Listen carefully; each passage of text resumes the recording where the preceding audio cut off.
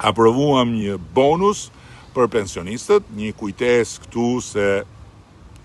duhet kujtuar hera herës në një gjë, edhe pse kujtesa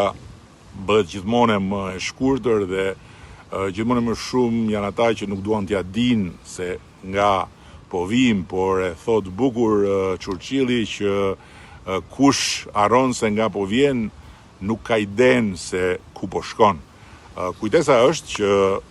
vjet u tha që bonusi i pranverës për pensionistët, i cili kishte të njëjtën logjik, pra rritjen e ekonomisë dhe parimin që në momentin kur ekonomia rritet dhe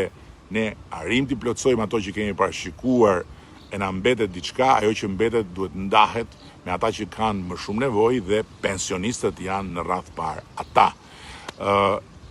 e bënin për fushat, thanë. Jo, ne nuk kemi asnjë fushat, fushatën tjetër e kemi në 2029, kështu që pensionistët morën një tjetër bonus ku u fut edhe çdo qindark e përfituar nga rritja e panatyrshme e çmimit të naftës si rezultat i krizës së luftës mes Shtetit Bashkuara, Izraelit dhe Iranit dhe asaj që ndodhi në rripin e Hormuzit. Pra, ne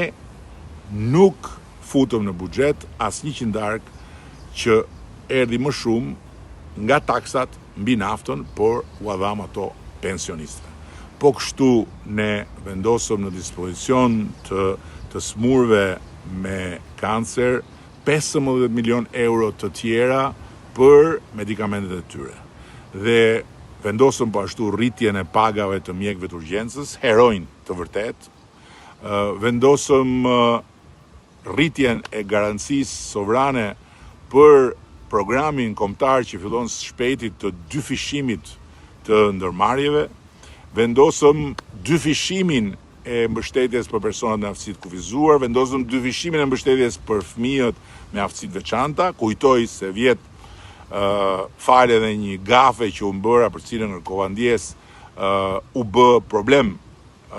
çështja e fëmijëve autik. Unë u zotova në ato fushat se do ta dyfishonim mbështetjen për ta dhe e bëm. Ashtu si kundër,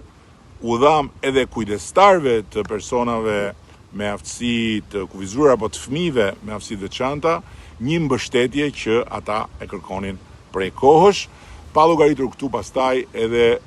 pjesët e tjera që shkuan në drejtim të zhvillimit rural dhe të zhvillimit urban.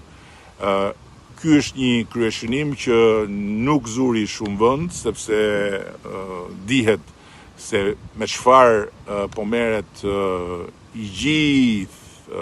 gjithë sistemi i komunikimit dhe informacionit në Shqipëri,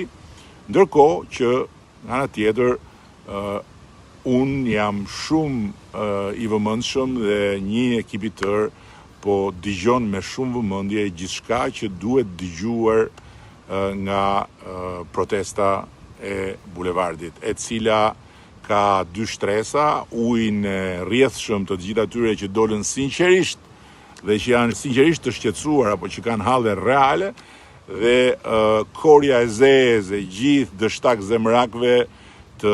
ardhur nga gjitha rrugët e jetës që kanë krijuar një situatë konvulsive ku janë shfaqur dhe elementet e pashmangshëm të dhunës në këto raste, pasi kur shkon mbas Beri Hajt në fund të del përpara muri.